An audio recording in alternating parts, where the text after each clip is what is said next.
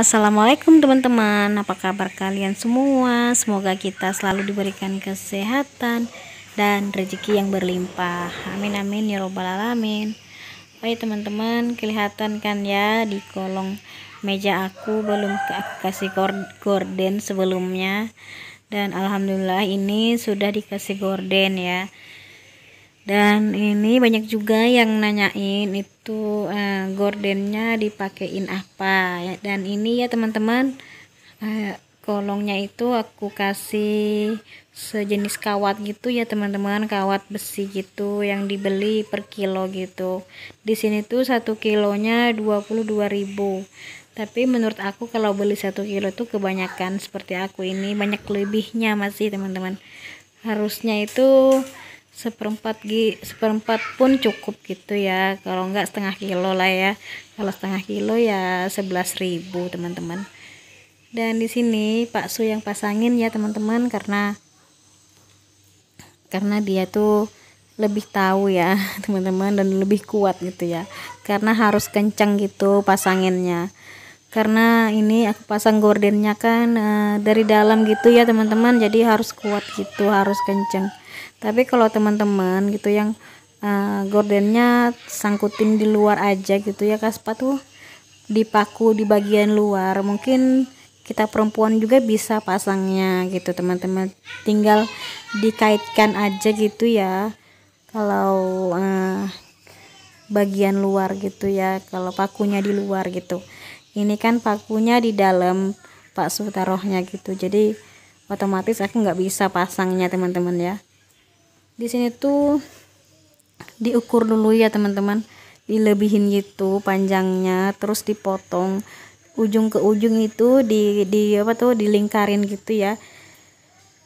Kawatnya itu enggak terlalu keras juga teman-teman, masih bisa dilengkungin gitu teman-teman, pakai tangkah itu teman-teman ya, kayak alatnya gitu ya. Karena ini Pak Su pasangnya dari dalam, jadi aku nggak bisa pasangnya teman-teman. Tapi kalau kita mau pasang itu pakunya di bagian luar gitu, tinggal kita cantolin aja ya teman-teman. Ini kawatnya ini jadi anti lentur gitu ya teman-teman. Jadi gordennya tetap kelihatan bagus gitu teman-teman. Nah seperti ini ya teman-teman, Pak Su itu diukur dulu ya, barulah dilengkungin ujung ke ujung teman-teman. Terus dia kasih baut gitu ya, seperti mor gitu ya, buat yang apa itu sih teman-teman, aku kurang tahu juga ya, yang sekrup ya sekrup gitu teman-teman. Seperti itu ya teman-teman. Tapi kalau lebih mudahnya lagi, kalau dipaku di bagian luar, tinggal kita cantolin aja teman-teman. Ini karena aku buatin video ini karena banyak teman-teman yang pengen tahu cara pasang kolong gorden kolong meja aku ini tetap kelihatan rapi gitu ya teman-teman. Oke teman-teman, terima kasih ya kalian sudah mau nontonin video aku, video sederhana dari aku. Semoga video aku ini bermanfaat.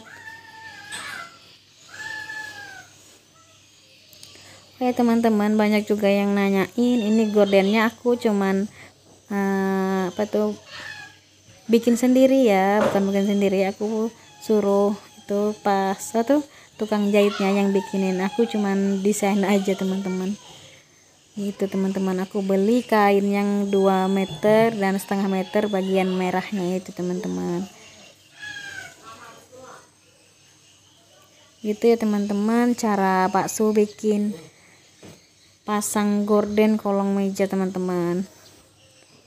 Jadi kalau dipaku bagian luar pasti lebih mudah buat cantolin gitu teman-teman, nggak harus Pak Su yang pasangin gitu ya, karena ini Pak Su pasangnya dari dalam, mau nggak mau dia yang harus masangin teman-teman gitu ya teman-teman. Karena buat aku tuh kalau sampai ke atas gitu gordennya itu takut kena kita masak atau cuci-cuci, itu sering terkena itu teman-teman, karena kalau terlalu jauh ke bawah kan nggak jauh dari jangkauan kita masak teman-teman.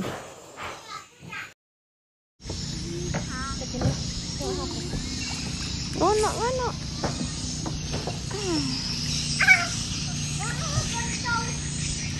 Dan ini teman-teman, anak aku ini pada mandi ya, karena di sini tuh lagi banjir di Kalimantan Timur ya tepatnya teman-teman. Ini tuh jalan yang sudah banjir, jadi lebih dangkal gitu teman-teman. Karena kalau di samping rumah aku itu sungai kecil yang sekarang lebih dalam lagi teman-teman, karena airnya itu naik terus gitu, naik terus teman-teman. Jadi ya anak-anak itu pada suka kalau airnya banjir, mereka tuh bisa main-main gitu buat mandi-mandi teman-teman. Begitulah ya teman-teman keadaan di Kalimantan Timur di tempat aku sekarang itu, airnya masih naik terus teman-teman. Satu hari itu bisa naiknya sekitar 2 jari 3 jari teman-teman, tetap aja naik gitu, belum surut gitu teman-teman ya. Jadi tapi kalau buat nelayan itu lebih seneng kalau air banjir itu, mereka tuh kebanjiran juga ikan teman-teman. Tapi kalau buat aku yang nyalon ini lumayan susah buat pelanggan aku datang ke rumah teman-teman. Tapi dan juga kalau buat anak-anak itu malah seneng seperti ini ya teman-teman. Di sini tuh ya teman-teman, airnya itu naik itu setiap tahun naik gitu ya, tapi kalau beberapa tahun ini nggak pernah naik sampai ke rumah. Biasanya itu sampai ke rumah gitu teman-teman. Semoga aja nggak sampai ke rumah ini naiknya teman-teman ya. Dan ini jalan yang menuju ke jembatan, yang dikasih jembatan kecil buat orang-orang lewat teman-teman.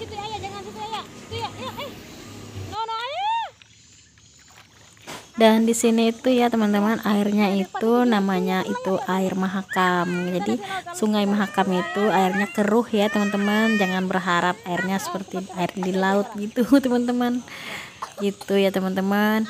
Tapi bersih kok airnya teman-teman, entahlah bersih apa enggak, ya nyata airnya keruh gitu ya teman-teman.